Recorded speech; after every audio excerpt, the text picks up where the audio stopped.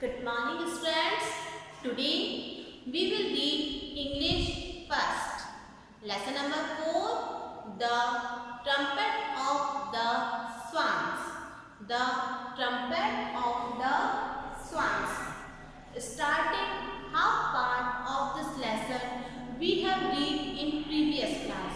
Okay. Now today we will read next half part of this lesson.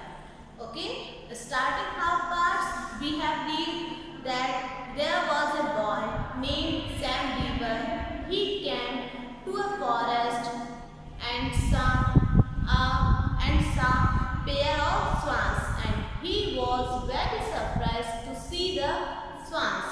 Okay, and the female swan was laying eggs, and somehow कुछ देर तक वो देखता है. For a while he saw the swans and then returned back to his home. Okay?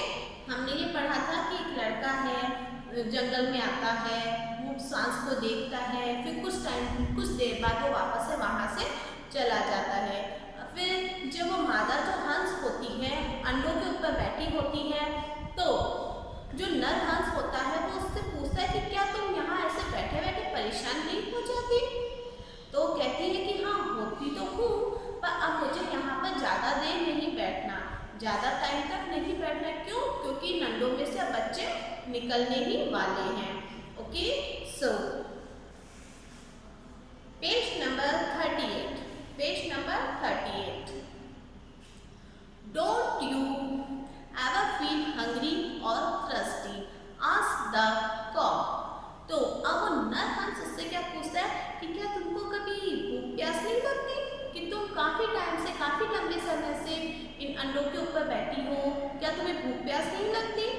Yes, I do, said the swan. I'm actually very thirsty right now. तो वो जो स्वान कहती है, मीन्स फीमेल स्वान कहती कि हाँ, मुझे भूख भी लगती है, प्यास भी लगती है, और at the right time I am very thirsty, और अभी के टाइम पे मुझे बहुत प्यास लग रही है. तो अब आगे क्या होता है? The swan decided she could safely leave the eggs for a few minute. तो जो फीमेल स्वान होती है वो डिसाइड करती है कि अब मैं थोड़ी देर के लिए इन अंडों पर से उठ जाती हूँ, इन एग्स पर से उठ जाती हूँ for a few minutes. She pushed some loose feathers, feather means punk, around the eggs to hide them and keep them warm.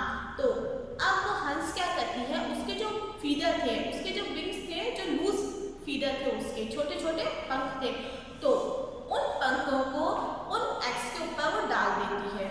Okay, क्यों डाल देती है?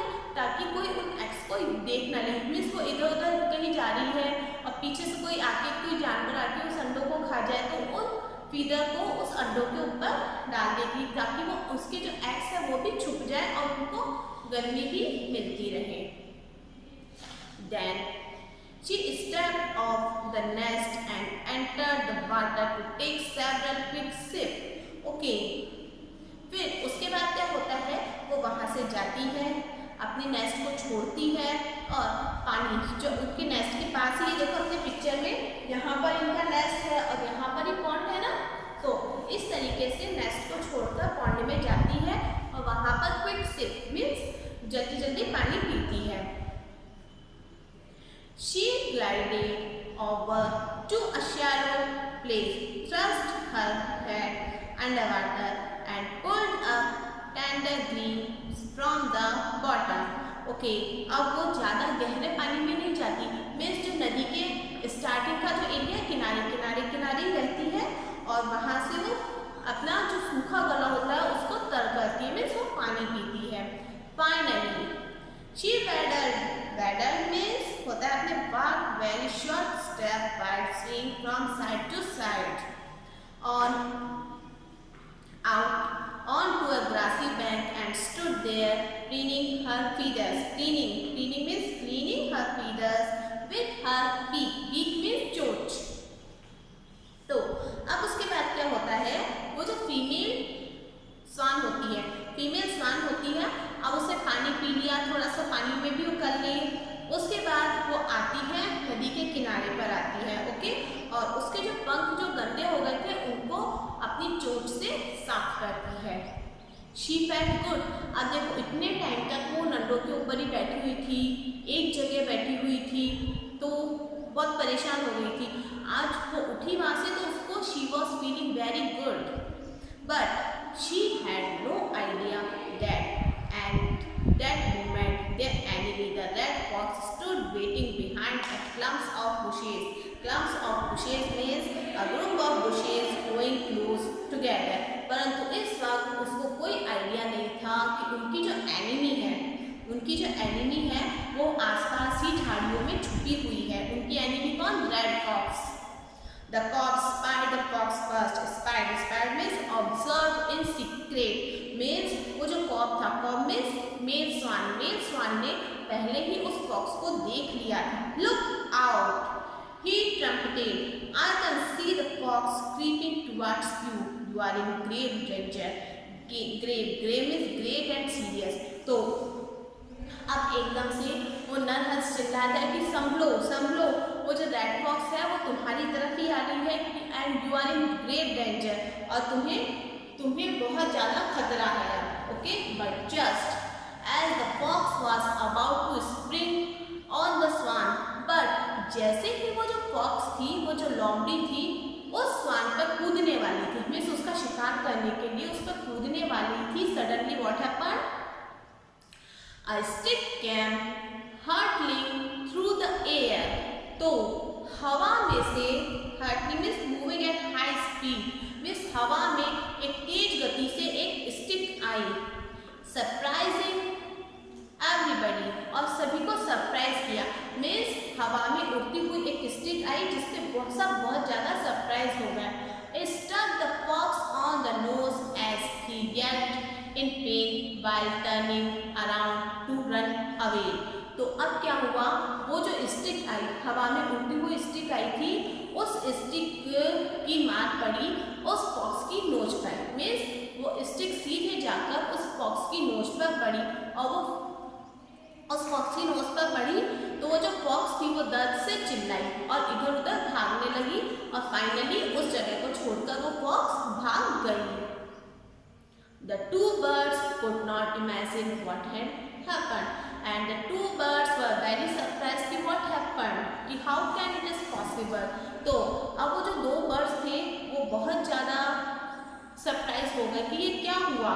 मीन्स उनके समझ में नहीं आया कि फॉक्स एकदम से स्वान पर कूदने वाली थी, एकदम से स्टिक कहाँ से आ गई, ये बच कैसे गई स्वान, ये इनके लिए सरप्राइजिंग थिंग थी। तो अब आगे क्या होता है? Then they noticed a movement in the bushes। तो अब क्या हुआ? उन्होंने ध्यान दिया कि ये जो आसपास की झाड़ियाँ हैं इनमें कुछ ना कुछ हलचल हो रही है, इन झाड़ियों में हलचल हो रही है। तो क्या होता है? Out stepped Sam Beaver, the boy who had visited them a month ago। तो वो क्या देखते हैं कि उन झाड़ियों में से वही लड़का निकल के आता। कौन सा लड़का? Sam beaver, who came here for a month ago। जो एक महीने पहले जो लड़का आया था ना, वही लड़का आज यहाँ पर आता है। Seeing him, the swan knew that he had saved them from the fox।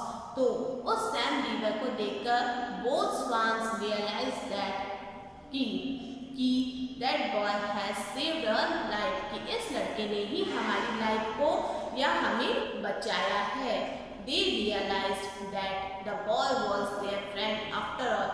तो अब उनको स्टार्टिंग में जब हमने लेसन में पढ़ा था तो इस बॉय को वो अपना एनिमी समझ रहे थे, but now they realize that this boy is our friend. वो ये रियलाइज करते हैं कि लड़का हमारा एनिमी नहीं है, क्या है? हमारा फ्रेंड है। को हो सेड द कॉक। को हो रिप्लाइड द स्वान। तो अब वो दोनों अपनी भाषा में बात करते हैं। The pond rang with means was filled with sound of। The pond rang with the sound of victory and gladness। Means अब देखो वहाँ पर ऐसा उनको ऐसा लगा कि ये जो पॉन्ड है मीन्स ये जो तालाब है यहाँ पर एक बहुत अच्छी विक्ट्री की ध्वनि आ रही है, विक्ट्री की आवाज़ आ रही है, बहुत खुशी, बहुत प्रसन्नता का, खुशी का माहौल हो गया था वहाँ पर। क्यों? क्योंकि वो स्वान बच गई थी ना फॉक्स के अटैक से। Sam was thrilled, thrilled means excited, वो बहुत ज़्यादा, Sam became very excited. He walked slowly around the shore and sat down on a log. तो अब उसने क्या किया, वो किनारे के वहाँ पर गया।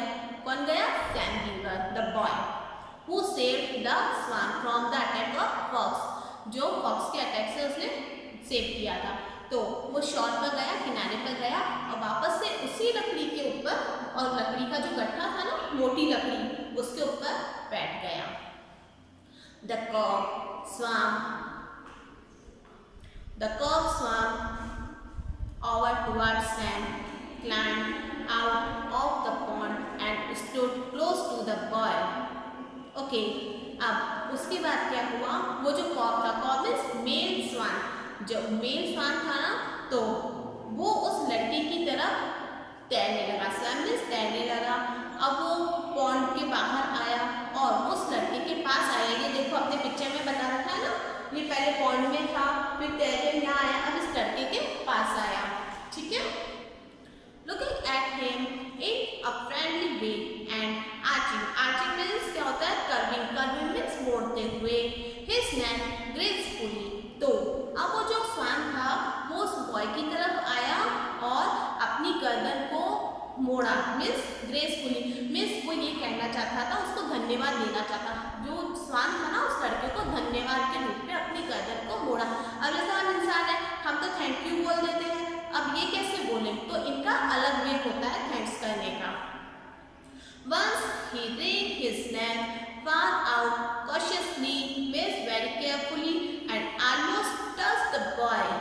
तो अब वो अपनी गर्दन को ऐसे हिला रहा था उसको थैंक्स देने के लिए। तो एक बार क्या हुआ, लगभग उसकी जो नेक थी ना, वो उस लड़के को टच कर गई, ऑलमोस्ट लगभग टच ही कर गई थी।